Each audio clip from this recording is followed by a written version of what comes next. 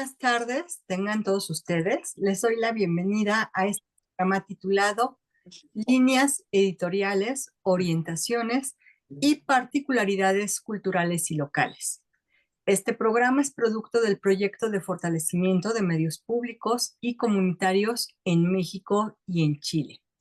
Es financiado por el Fondo Conjunto de Cooperación Chile-México, fruto del acuerdo de asociación estratégica firmado entre la República de Chile y los Estados Unidos mexicanos en el año del 2006. El contenido de este programa es responsabilidad exclusiva de IDE Bloom SC y en ningún caso debe considerarse que refleja los puntos de vista del gobierno de Chile ni del gobierno de México, así como tampoco de la Agencia Mexicana de Cooperación Internacional para el Desarrollo ni de la Agencia Chilena de Cooperación Internacional para el Desarrollo. Hoy contamos con la presencia de Genaro Villamil Rodríguez, quien es el encargado de despacho de la presidencia del Sistema Público de Radiodifusión del Estado mexicano, un reconocido periodista con una destacada trayectoria en la gestión de líneas editoriales. Genaro, te damos la más cordial bienvenida. Los invitamos a seguir atentas y atentos a las próximas sesiones del programa de capacitaciones para el fortalecimiento de los medios públicos en México, el cual ha sido diseñado para profundizar en temas de gran relevancia y utilidad para el fortalecimiento de los medios públicos y comunitarios en nuestro país.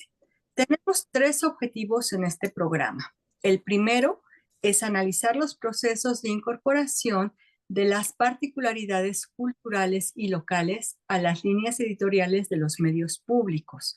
El segundo es identificar los efectos de las líneas editoriales en los medios públicos en la confirmación de narrativas particulares de lo comunitario y lo regional. Y el tercero es comentar casos de éxito y mejores prácticas en la creación de contenidos que incorporen las particularidades culturales y locales. Es un honor contar con Genaro Villamil Rodríguez. Genaro es un referente en el ámbito de radiodifusión pública y ha trabajado incansablemente para promover la diversidad y el pluralismo en los medios de comunicación. Es un destacado periodista y escritor mexicano, especializado en política y medios de comunicación masiva. Ha sido reportero en diversos medios informativos, director y coautor en obras escritas, conductor y entrevistador en diferentes emisiones de programas televisivos, así como profesor en la maestría de periodismo político en la Escuela Carlos Septién García. Fue colaborador de varios portales informativos y en revistas especializadas sobre política, comunicación y medios. Ha impartido un sinnúmero de conferencias y talleres. Actualmente es encargado del despacho de la presidencia del Sistema Público de Radiodifusión del Estado mexicano, en el cual ha estado al frente desde el 2019. Genaro, pues es un placer tenerte aquí con nosotros y si me lo permites, me gustaría empezar por preguntar qué es el Sistema Público de Radiodifusión del Estado mexicano.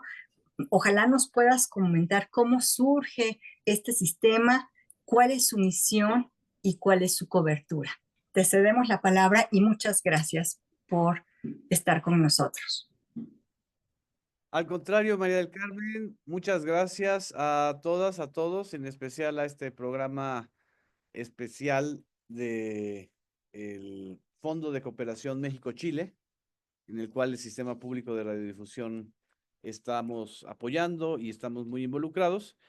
El Sistema Público de Radiodifusión, el SPR, es realmente un sistema de reciente creación, tiene 10 años de existencia. Jurídicamente es el resultado de una reforma constitucional que se realizó en el 2013 en México, y una reforma que buscaba al mismo tiempo crear organismos reguladores para los concesionarios privados crear también un sistema público de radiodifusión y se generó una ley que le da las facultades a este sistema de coordinación de todos los sistemas públicos federales, estatales, tanto de radio como de televisión y también de plataformas digitales. El mandato es muy amplio, es un sistema que novedoso en el contexto de la política mediática de México y al mismo tiempo el mismo sistema tiene a su cargo directamente un canal de televisión abierta con señal nacional, que es el canal 14, un sistema de radio que se ha ido creciendo sobre todo en estos últimos 3 años, que es el sistema de altavoz radio, y múltiples plataformas e iniciativas propias que surgieron durante este periodo que yo he estado a cargo, que es del 2018 a la fecha. Esa es la naturaleza del SPR. Muchas gracias por esta exposición. Nos gustaría saber qué es una línea editorial para seguir después platicando de los objetivos de este programa. Claro que sí. Bueno, hay 3 definiciones de línea editorial. En términos periodísticos, la línea editorial es la que define las prioridades informativas de un canal, de un noticiero o de un conjunto de noticieros, ¿no? ¿Qué quiere decir esto? Que tu línea editorial va a marcar prioridades. Si tu prioridad es la parte nacional o es la parte local, es la parte de mayor interés público, y por supuesto, si hay quienes tengan otras líneas editoriales que tienen que ver con la defensa, por ejemplo, de intereses corporativos o mediáticos, en el caso de grupos privados, ¿no? Donde hay una línea editorial muy clara en donde no puedes atentar o criticar o cuestionar a empresas o a sectores empresariales o en sectores eh, privados que tengan que ver con la relación comercial, con la publicidad, digamos, ¿no? En el caso de los medios públicos, la línea editorial está marcada justo por un interés público, porque no hay un interés comercial de por medio. Esa es la segunda definición. Es una definición sistémica, es decir, al ser nosotros concesiones de un bien público sin fines de lucro, eso quiere decir que no tenemos la obligación ni y mucho menos el mandato de proteger o promover algún interés privado con fines de lucro. Y creo que la tercera definición tiene que ver más con el funcionamiento de los medios en general.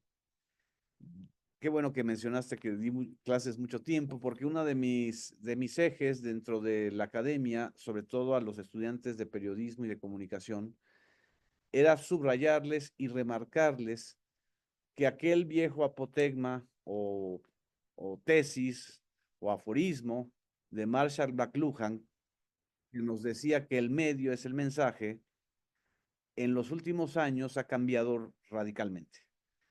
Y en estos momentos podemos decir que las audiencias son el mensaje y las audiencias son el medio también. ¿Qué quiere decir esto? Que la línea editorial de un medio, ya sea público o privado, se va definiendo en función del tipo de audiencias que tienes y del tipo de interacción de esas audiencias con el canal. La audiencia no solamente es el público televidente o el público radiofónico. La audiencia es el ciudadano que interpela al medio y que le pide al medio que tenga determinados contenidos, ¿no? En el caso mexicano, evidentemente, las audiencias de los medios públicos son muy distintas a las audiencias de los medios privados que durante estos últimos años, sobre todo a raíz de el inicio de la Cuarta Transformación, han sido pues medios muy críticos, muy golpeadores en términos políticos y mediáticos, Entonces, pues la línea editorial de los medios públicos, por definición y por audiencia, es contraria a eso, ¿no? Gracias, Genaro. Oye, entonces esto nos permite hablar de medios públicos y privados, nos da pauta entonces hablar también de contextos culturales y contextos Claro. locales. Y en esta situación, pues, ¿cuáles serían las estrategias para que se haga una adaptación efectiva de las líneas editoriales a una particularidad tanto cultural como local de pueblos o de comunidades? Normalmente los medios nacionales o los medios nacionales, tanto públicos como privados, eh, imponen o construyen agendas editoriales o líneas editoriales que tienen que ver con lo nacional y se olvidan de las particularidades culturales, sociales o regionales de los países en cuestión.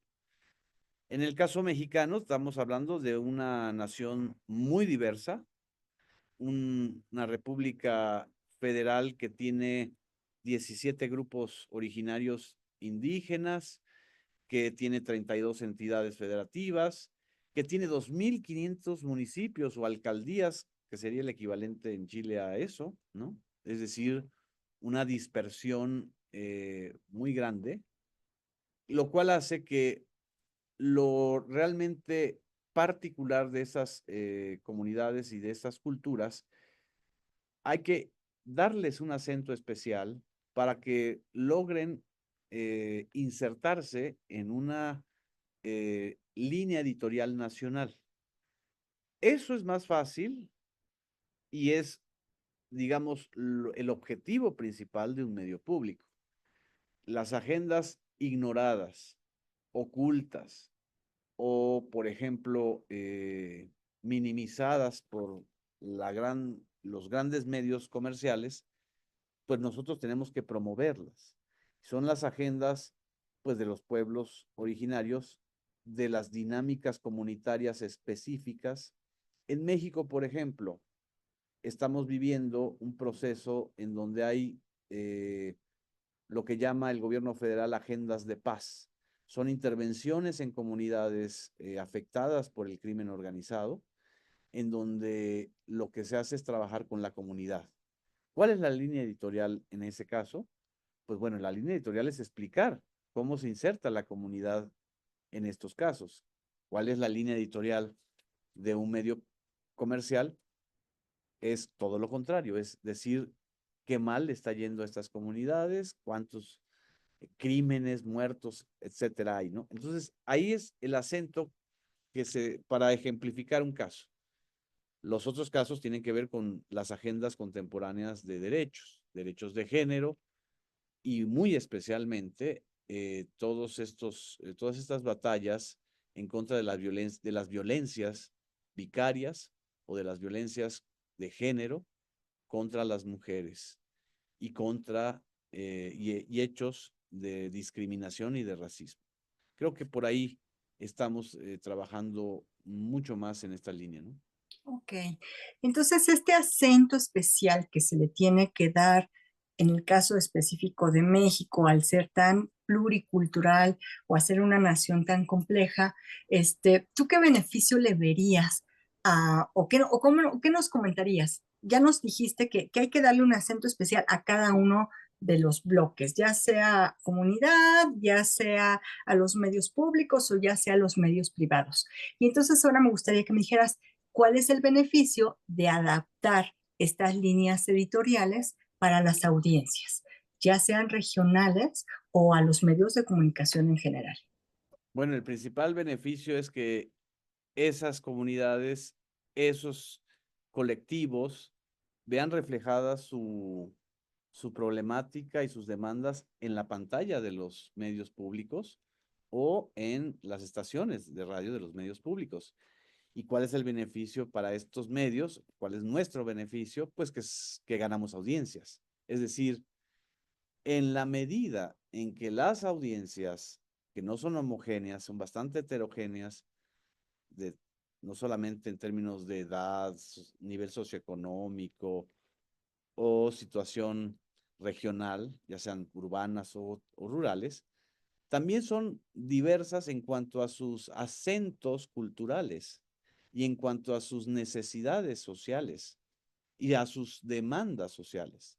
Entonces, en la medida en que tú sales como medio público a reflejar y a consultarles y a entrevistarlos y a que ellos se vean en la pantalla, en esa medida también ellos se vuelven tus audiencias, es decir, están pendientes y se van apropiando poco a poco de esos contenidos y de esos medios en términos simbólicos, o sea, se vuelven medios de defensa o medios de causas.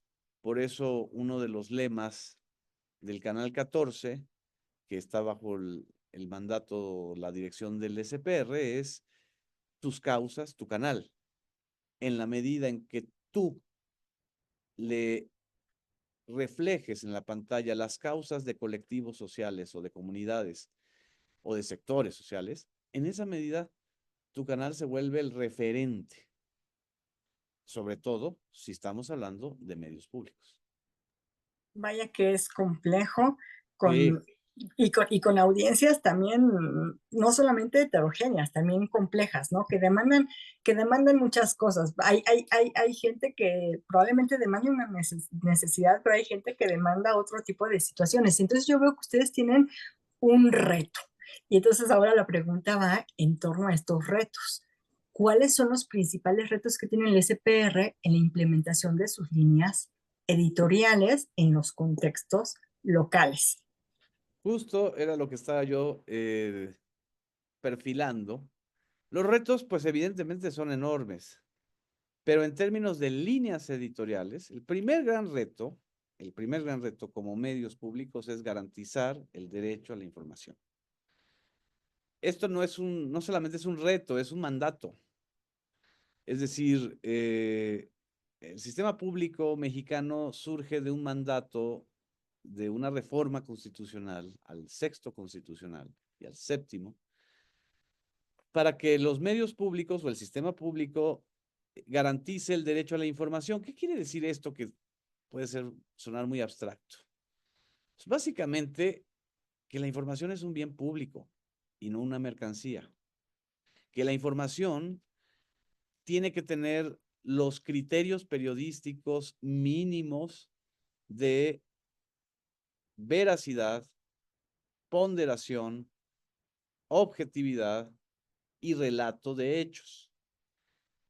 Lo que estamos viviendo, no solo en México, sino en toda América Latina, es exactamente lo contrario. Lo que estamos viviendo es el reto de desafiar el, la epidemia de mentiras y de noticias falsas que se potenciaron muchísimo con las plataformas digitales y que se han vuelto parte de la línea editorial de muchos medios, es decir, la mentira como sustituto de la veracidad, ni siquiera de la verdad. Yo como periodista no defiendo la verdad, sino la veracidad de lo que estás transmitiendo, publicando o difundiendo. Y para tener veracidad necesitas tener hechos y documentos y declarantes reales, no especulaciones, inferencias o, en la mayoría de los casos, abiertas mentiras o campañas en contra. Ese es el principal reto. Dentro del derecho a la información también está el derecho de réplica o derecho de los sectores a corregir o a precisar. Y eso es una labor que constantemente tenemos como eje. Lo que sucede es que en un 90% la réplica no viene dentro de los medios públicos, sino se hace afuera en los medios privados. Por eso hay esta, digamos, disputa por la opinión pública, ¿no? Y por la agenda pública, ¿no?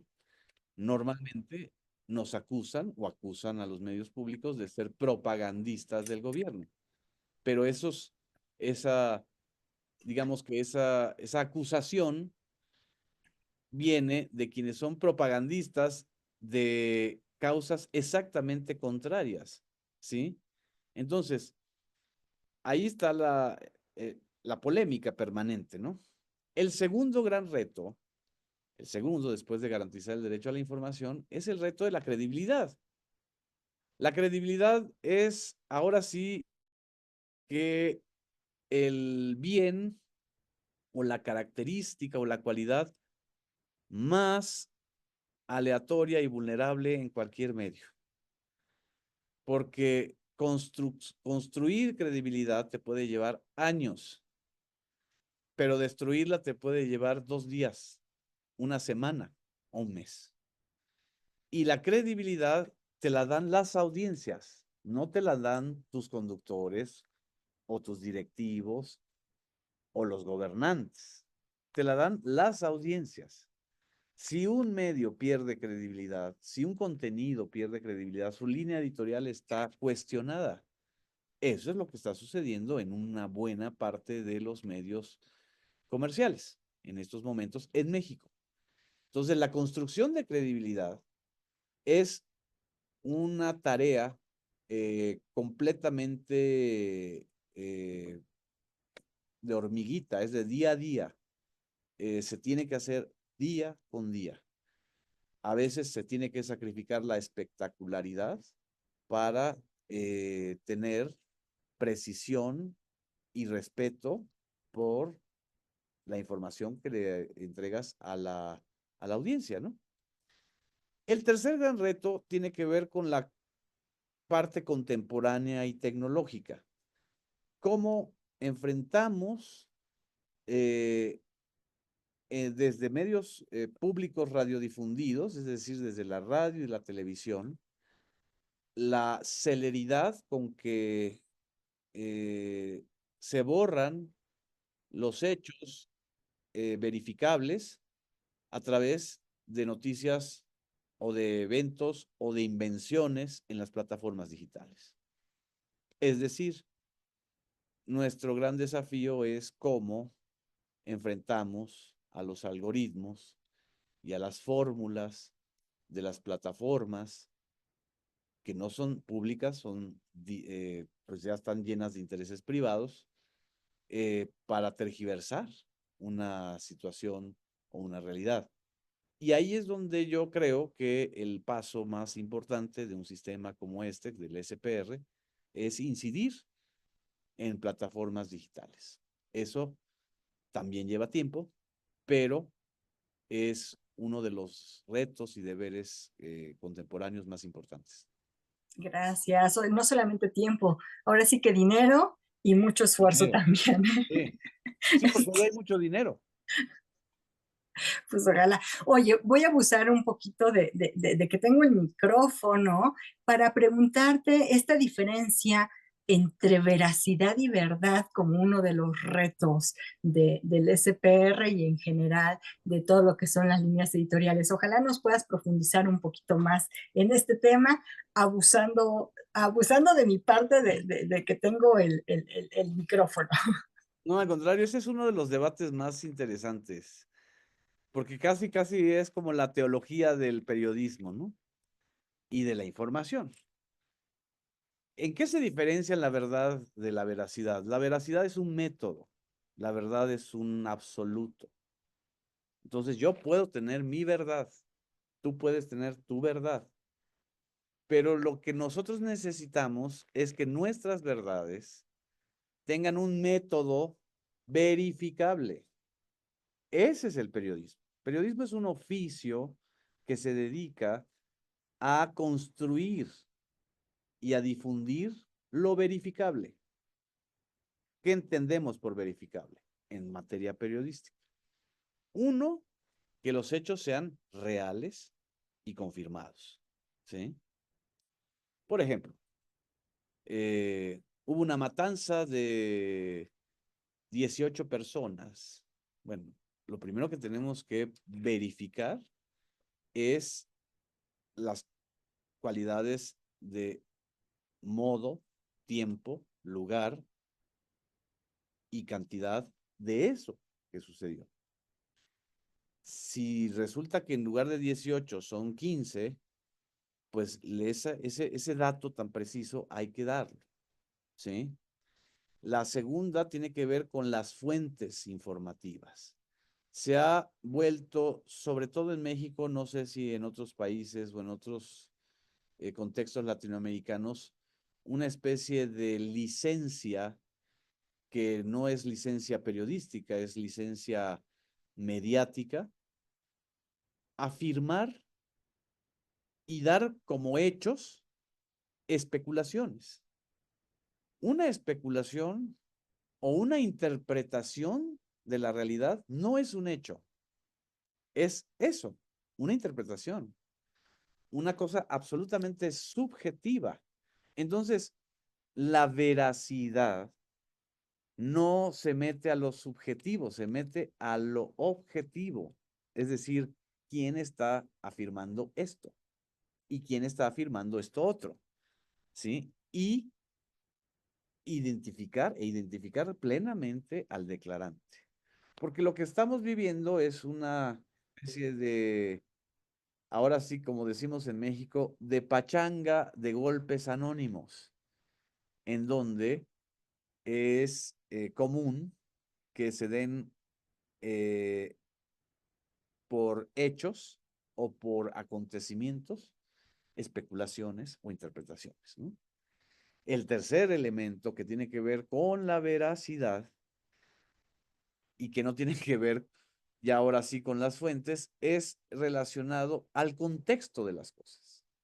No puede haber veracidad si tú no le explicas a las audiencias de dónde viene algo o de dónde ocurre algo.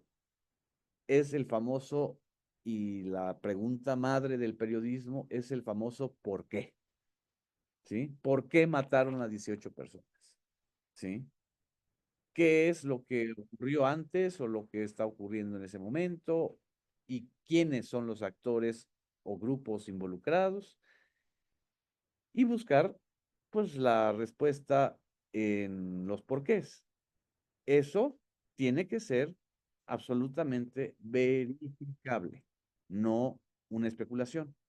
Entonces, como verás, son múltiples las técnicas. Digo, aquí podría yo pasármelas hablando de este asunto, pero básicamente la veracidad es una metodología y la verdad es una condición subjetiva, absolutamente. Los periodistas no podemos basarnos en creencias, tenemos que basarnos en hechos, ¿sí?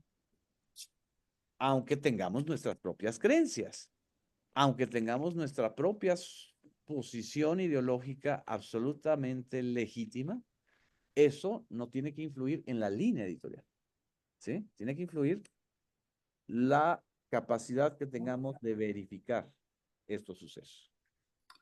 Pues una explicación muy, muy clara. Muchas, muchas gracias por ella. Y me surge ahora entonces una duda. Tú nos decías, la información es un derecho Sí. constitucional, consagrado en el sexto constitucional. Y ahora sí, como dicen las abuelitas, obras son amores y no buenas, Buenas razones. ¿no? Entonces, obras, veracidad, serían los amores y la regulación, pues serían las buenas razones. Entonces yo creo que aquí hay un problema entre ahora sí la veracidad, el actuar de los medios de comunicación y la regulación que ustedes tienen.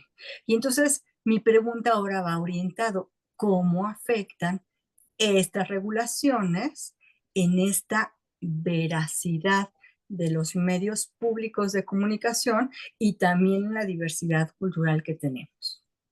Yo creo que las regulaciones no tienen por qué afectar ni la libertad de expresión, ni la veracidad, ni la línea editorial de los medios. Las regulaciones tienen que establecer reglas del juego elementales para el ecosistema informativo o mediático de un país. Los medios privados, tradicionalmente en México y en otros países, consideran que si el Estado regula, afecta o altera la libertad de expresión. Afecta o altera la verdad que ellos quieren defender, ¿no? No la veracidad, la verdad. No, yo creo que esos son dos temas absolutamente diferentes, aunque se compartan o se compaginen. La regulación tiene que ver con pisos elementales, reglas del juego elementales, para que se garantice justamente que existan medios que defiendan el derecho a la información y que no lo vuelvan una mentira. Voy a poner un ejemplo. Por ejemplo, en México es muy común, en medios electrónicos, radio, televisión, poner y difundir una entrevista con un actor político, una gobernadora, un gobernador, un legislador, una legisladora. Y le haces creer a la audiencia que esa entrevista es producto de un ejercicio periodístico normal. La entrevista se cobra, le ponen un precio a ese entrevistado con tal de que salga bien la entrevista. O sea, se vende el servicio, ¿sí? Y se establecen acuerdos para que esa entrevista sea una entrevista que no sea presentada como una gacetilla, es decir, como publicidad, sino como algo periodístico. Eso viola la regla de el derecho a la información, porque tú estás engañando a la audiencia presentando como verídico y como periodístico algo que es un acuerdo mercantil. Los concesionarios normalmente se quejan porque si sancionas a los concesionarios, por eso están diciendo, estás violando mi libertad de expresión. No, eso no viola la libertad de expresión. Eso lo que está regulando es el derecho y la calidad de la información que estás recibiendo. Cobrar entrevistas, notas, alabanzas, menciones en noticieros es contrario al derecho a la información. Es una simulación. Entonces, cuando hablamos de regulación, estamos hablando de eso, no de que el Estado te diga lo que debes transmitir o no, sino lo que debes hacer para que no se altere y no se vuelva un ejercicio de simulación o de mercancía, un acto periodístico.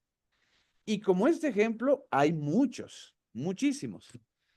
Pero esto creo que es lo más claro, en donde generalmente la frontera entre el derecho a la información y el derecho mercantil se borran. Los concesionarios dicen, bueno, entonces, ¿de qué Hola, vivimos? Jessica, ¿cómo estás? Ahí se nos metió. ¿Ya estás de vacaciones? Se nos metió Una Jessica autoridad. Moreno con el micrófono abierto. No sé si está claro. Si no estuviera claro, me encantaría que hubieran preguntas y más precisiones, porque esto es fundamental, ¿ah?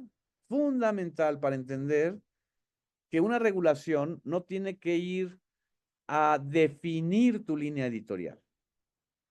La regulación no define líneas editoriales. La regulación define reglas del juego de la calidad de la información que se transmite. Ese es distinto. Ok, no, muy clara la pregunta. Pero entonces ahora me surge la otra duda. ¿Qué debe hacer entonces un medio público para ser verdaderamente autónomo, distanciarse de esta, distanciarse de estas mentiras que nos hace referencia, pero a su vez seguir las líneas del juego de la calidad? Creo que es un reto también, pero ¿qué deberíamos hacer para ser autónomos los medios públicos? ¿Cuáles son las principales amenazas a la autonomía de los medios públicos? Para empezar, yo creo que las principales amenazas provienen del dinero ya sea privado o público. 2, de la intención de definir una línea editorial única y absolutamente monolítica.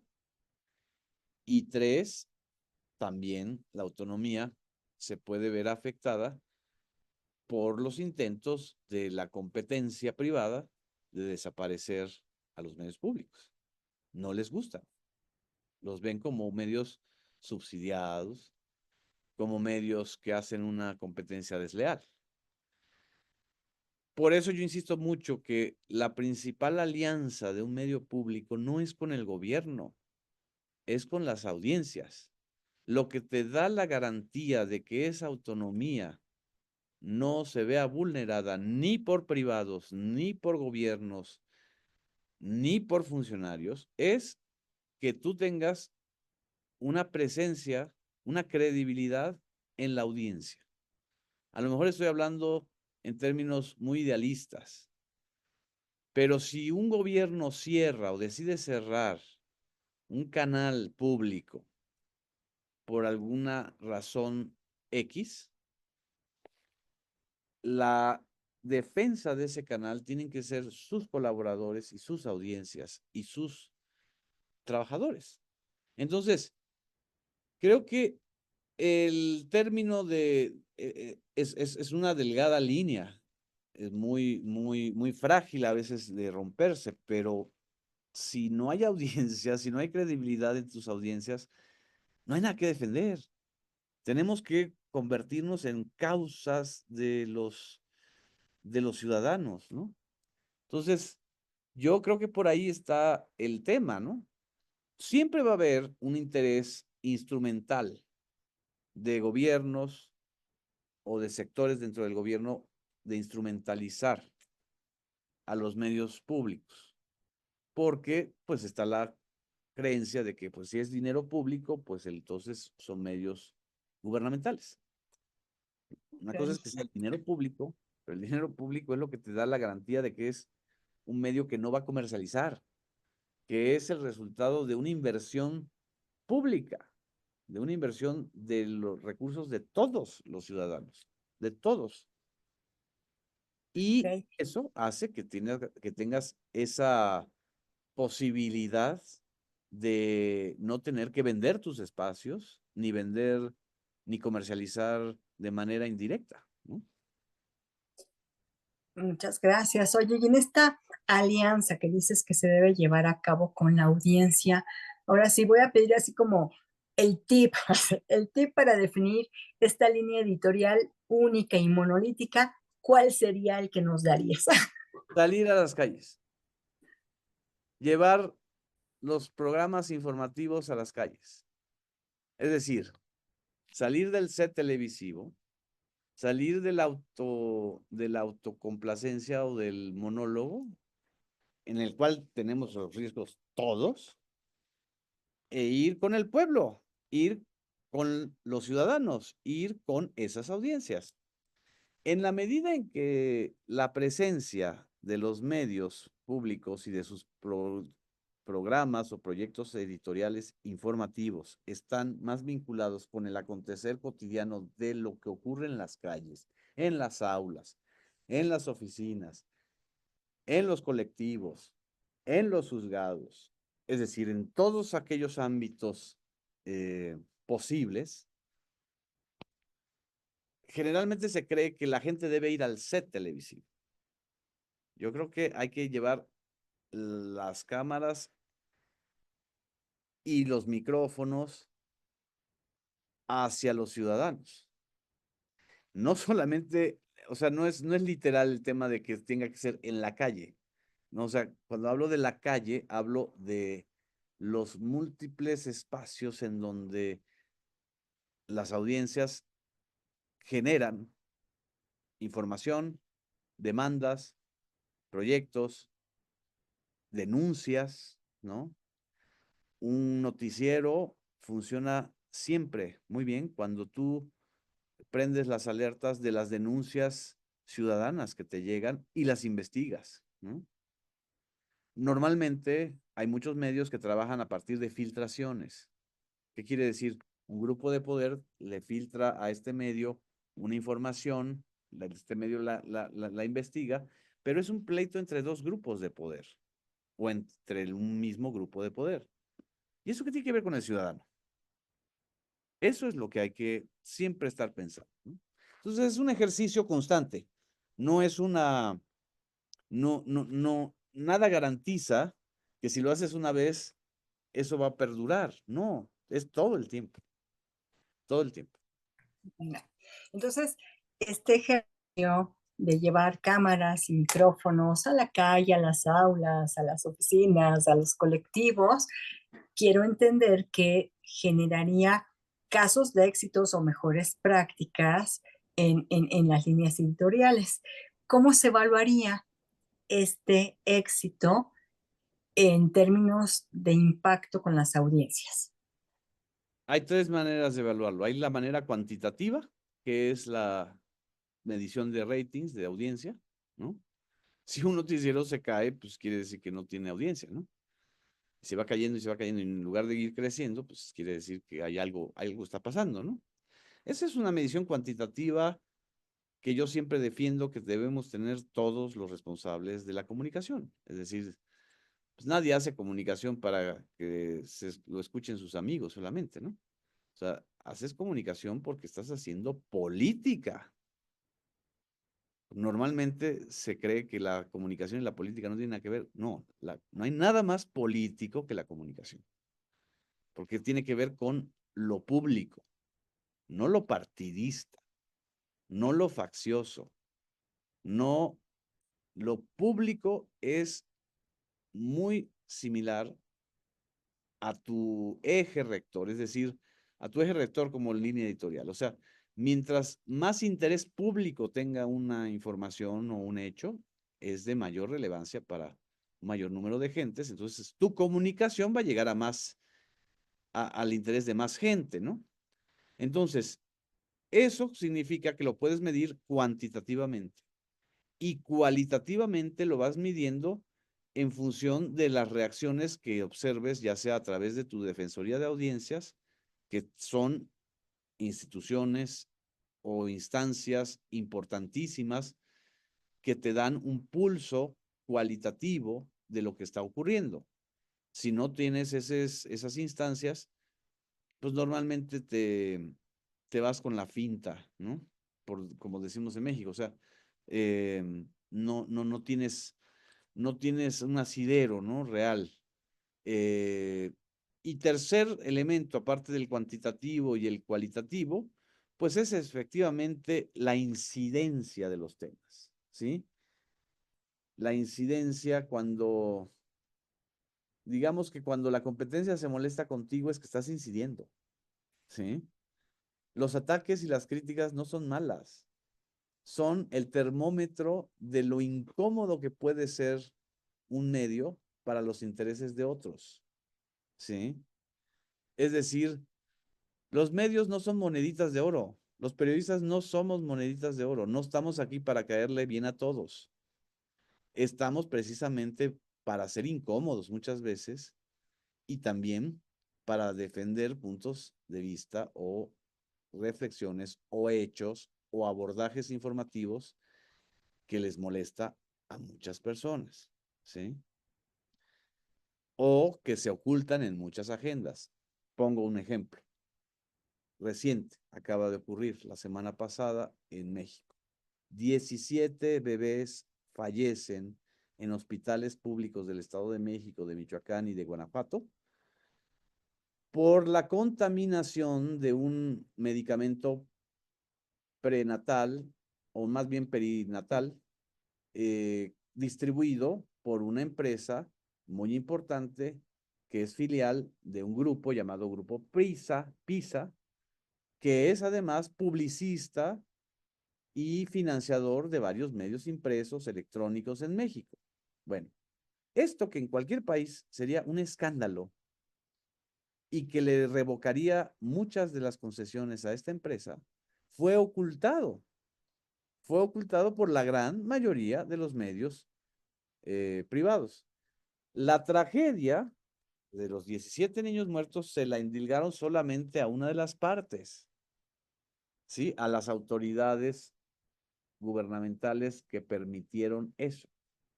Yo creo que tienen una responsabilidad, por supuesto, y hay que investigar. Pero la otra responsabilidad está en la parte privada. Esa es la que se ignora. Cuando nosotros difundimos en los noticieros principales de los medios públicos el nombre, el dueño, los antecedentes de este grupo, pues evidentemente hubo pues como decimos en México, digamos que tomaron el golpe, ¿no? Y me dieron un golpe a mí, en lo personal, a través de uno de esos medios que es financiado por esta empresa farmacéutica. Pero así es esto, o sea, así es el periodismo. Pisas callos y esos callos evidentemente aúllan en otros lados, ¿no? Entonces, así es esto. Y cuando ocurren estas situaciones, entonces tú te estás dando cuenta que estás incidiendo y estás generando incomodidad, ¿no? Así. Esto tanto en medio público como en medio privado, es decir, eso no es un asunto, estos tres ejes que estoy dando, la medición cuantitativa, la cualitativa y la incidencia en la agenda pública, es un asunto ya pues de entrenamiento que yo tengo desde hace muchos años, ¿no? Genaro, el tiempo más o menos se nos está agotando. Tenemos 5 minutos. Ay, ¿Qué qué te- rápido pasó. sí, a mí también se me pasó súper rapidísimo, ¿eh? ¿Qué te gustaría dejarnos como mensaje en torno al tema que tenemos el día de hoy? ¿Con qué te gustaría concluir? ¿Qué te gustaría aportarnos? ¿Qué te gustaría dejarnos en en este tiempo que nos queda? ¿Qué te gustaría dejarnos así en la mente que nos replique? Que nos pises ahorita y que no lo aullemos en otro lado, que nos pises y que lo aullemos en este mismo lugar. Las líneas editoriales son dinámicas, no son estáticas y cambian en función de los intereses públicos de la sociedad. Y tienen que ser constantemente replanteadas, revisadas. Nada es inamovible en la comunicación. Y eso es muy importante para tener claro eh, lo importante que es construir una línea editorial. Y dos, que una línea editorial cada vez es mejor en la medida en que incorporas a más comunidades, a más agendas, a más ciudadanía, ¿no? Y eso creo que hay que dejarlo también como una sugerencia, ¿no? Para todas y todos los que hacemos comunicación. Bueno, ahora yo te voy a hacer una última a partir de lo que tú nos quisiste Sí. dejar como mensaje. Tú nos expusiste muy bien en el transcurso de esta plática que tenemos una nación heterogénea. Y entonces ahorita estamos concluyendo que las líneas editoriales son dinámicas y que deben incorporar a más comunidades. ¿Qué hacer en estas comunidades que muchas veces están alejados de la mano de Dios y que nadie quiere llegar a ellas? ¿Cómo llegarles? A través de los medios más cercanos, de los medios públicos más cercanos, de las radios estatales, de las radios comunitarias y de las televisoras y televisiones públicas. Por eso la función del SPR es de coordinación y de enlace con medios estatales y municipales incluso. Hay muy pocos medios municipales, pero hay que hacerlos. Y medios ciudadanos. Es decir, no es un tema vertical, sino al contrario, es un tema horizontal. Entonces, en la medida en que nosotros expandamos esa coordinación de varios medios públicos, en lugar de que cada uno esté fragmentado y pensando en cómo articularse solamente para algunas cosas importantes y no para la parte informativa, entonces eso va a ser más difícil. Yo creo que por eso insisto mucho en mi desempeño como titular del SPR y en muchas cosas que hago constantemente como parte de mi trabajo, en las alianzas, en las coordinaciones con los medios estatales. Es eso. Esas son las redes de la comunicación pública territoriales que hay que tener siempre a la mano. Genaro, pues te agradecemos profundamente el que hayas compartido tus conocimientos y tus experiencias con nosotros.